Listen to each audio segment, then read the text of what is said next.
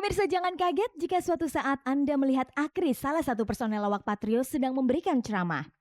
Memang dibanding dua personel Patrio lainnya Eko dan Parto, Akri lebih senang memberikan dakwah ketimbang menerima job lain di luar Patrio. Terutama sejak Akri mengalami musibah tubuhnya terbakar saat syuting iklan, Akri merasa dirinya semakin dekat dengan Tuhan. Hal itu terus dirasakannya hingga ia memutuskan untuk menjadi seorang ustadz di samping dunia lawak yang masih digelutinya.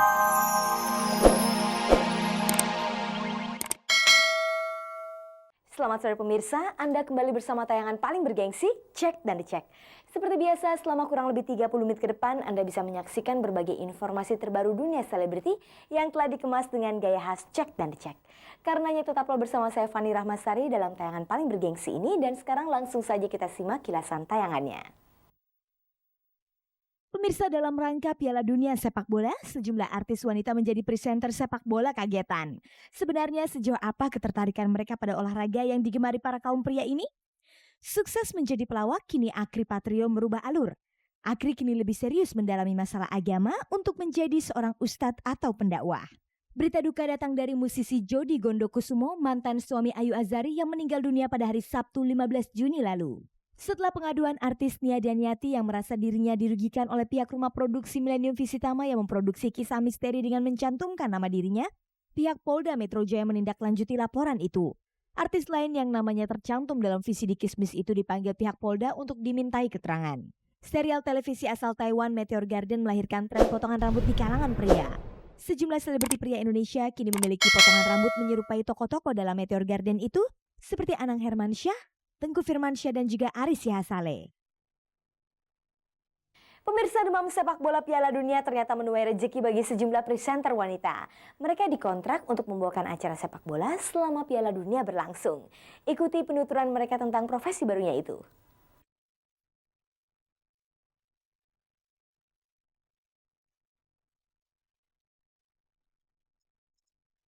Pemirsa, di tengah meriahnya acara World Cup atau Piala Dunia Sepak Bola, para presenter wanita kebagian rezekinya. Di antaranya ada 3 wanita yang khusus dikontrak RCTI untuk membawakan acara World Cup selama 1 bulan penuh. Mereka adalah artis Wulan Guritno yang biasanya membawakan acara Planet Football, bintang sinetron Nova Eliza, serta penyiar radio Hard Rock FM dan juga presenter Fenita Daben. Tampil sebagai presenter sepak bola dunia bagi ketiga wanita ini tentu saja merupakan hal yang menarik. Maklum, sebulan penuh ini perhatian masyarakat memang tercurah penuh pada acara World Cup, di mana mereka tampil sebagai pembawa acaranya. Lalu bagaimanakah kesan mereka saat mendapat tawaran menjadi pembawa acara Piala Dunia Sepak Bola? Awal karir gue kan memang gue presenter bola, baru kesana-sananya sinetron apa segala macem gitu kan. Kalau yang kemarin itu aku dapetnya yang cafe to cafe ya kan. Kalau ini aku dapet acaranya, sebuah acara yang memang dibawakan oleh aku gitu loh. Yaitu World Cup Tainment itu sebenarnya formatnya sama Liga Italia, Planet Football gitu. Jadi bawain berita-berita yang terjadi selama berlangsungnya pertandingan. Ada kuisnya gitu, kuis yang terima telepon langsung dari penonton. Itu gue siaran setiap acaranya ada setiap hari World Cup Tainment, cuman gantian.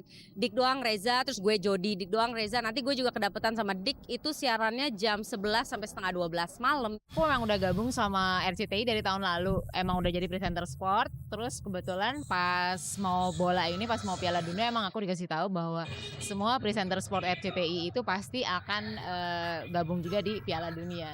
Sebelumnya belum pernah bawain acara bola, cuman kemarin sebelum Piala Dunia mulai, aku sempat bawain 2 acara yang memang ada hubungannya tetap sama Piala Dunia. Pertamanya gue bukan dipersiapin untuk Piala Dunia, tapi ada acara olahraga yang lain di RCTI gitu kan. Tapi setelah itu mereka nggak tahu kenapa mereka malah nyiapin Nova di Piala Dunia. Di konteks 2 minggu sebelumnya dikasih schedule, terus disuruh datang ke RCTI.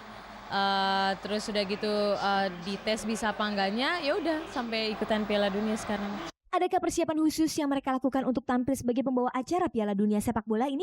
Sebelumnya tuh mereka kan ngasih buku panduan bola World Cup 2002 ini, terus baca gitu kan supaya lebih tahu masalah bola gini. Dulu tuh cuma 60% deh Nova seneng sama bola, tapi sekarang lebih seneng lagi karena ya mau nggak mau harus ngikutin perkembangan bola terus kan kalau jadi presenter gitu. Nova baca, Nova lihat di internet, nanya-nanya sama orang lain gitu loh. Dikasih buku juga sama teman-teman dari RCTI, terus udah gitu aku juga punya beberapa buku sendiri. Ya udah baca-baca aja, dan ternyata faktanya tuh banyak banget gitu kan tentang sejarah-sejarah tahun-tahun yang lalu dan segala macam kayak gitu. Tapi ya pokoknya paling nggak aku udah siap, udah bacain semuanya. Cuma ini kan pertandingan antar negara, jadi pasti seru gitu kan. Terus teman-teman yang lain juga semuanya tuh udah lagi pada bola mania banget deh gitu kan. Jadi ya seru aja gitu loh. Akhirnya mau nggak mau jadi presenter mesti tahu juga soal bolanya, mesti nonton juga, mesti tahu juga negara-negaranya. Khusus untuk Wulan Guritno dan Nova Eliza, menurut mereka mana yang lebih enak menjadi artis sinetron atau presenter sepak bola? Semuanya enjoy, semuanya sama rata. Cuman gini intinya basically gue adalah I'm an actress gitu ya. MC, presenter itu saya juga enjoy karena itu adalah pengalaman. Terus saya juga bisa belajar dari situ, ya kan? Dan juga ya banyak hal gitu loh. Jadi semuanya sama rata enjoy. Itu masalah kepuasan ya. Kalau gue puas jadi presenter bola. Terus lain lagi kalau gue sinetron itu lain lagi kepuasannya gitu. Sama-sama enak, tapi beda kepuasannya gitu. Selama menjadi presenter acara bola sebulan penuh, apa tidak mengganggu jadwal syuting sinetron mereka? Masalah waktunya aja ya harus disesuaikan. Selebih itu sih nggak ada masalah apa-apa. Kebetulan alhamdulillah aku dapatnya siarannya yang malam terus. Jadi itu sama sekali nggak mengganggu kegiatan aku seharian gitu kan. Seharian aku bisa syuting sinetron atau apapun itulah MC apalah apa gitu kan. Baru malamnya jam 11 wajib hadir di RCTI gitu. Kalau boleh tahu dalam World Cup tahun ini, kesebelasan mana yang menjadi favorit mereka? Argentina, Italia. Alasannya ya memang gue penggemar mereka dari dulu. Gue lebih milih ke Inggris. Seneng pemainnya, ada Beckham, ada Owen. Permainannya ya lumayan bagus. Tapi kalau mau yang lebih jago sih gue seneng Italia, ada Del Piero. Ya gue seneng permainannya dia. Brazil. Kalau Brazil sebenarnya sih banyak yang bilang tahun ini sepertinya Brazil nggak akan jadi juara.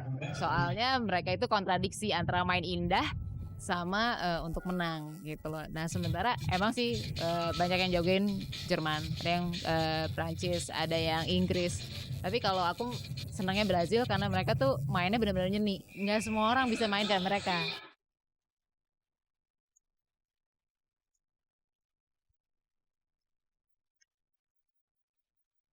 Sukses sebagai pelawak bersama grup Patrionya ternyata tidak membuat jiwa Akri tenang. Akri mengikuti jejak dua artis terdahulu yaitu Gito Rolis dan Hari Mukti untuk menjadi seorang ustadz. Kini Akri sudah mulai mendapat undangan untuk memberikan ceramah. Sebagai ustadz, akankah Akri meninggalkan dunia lawak?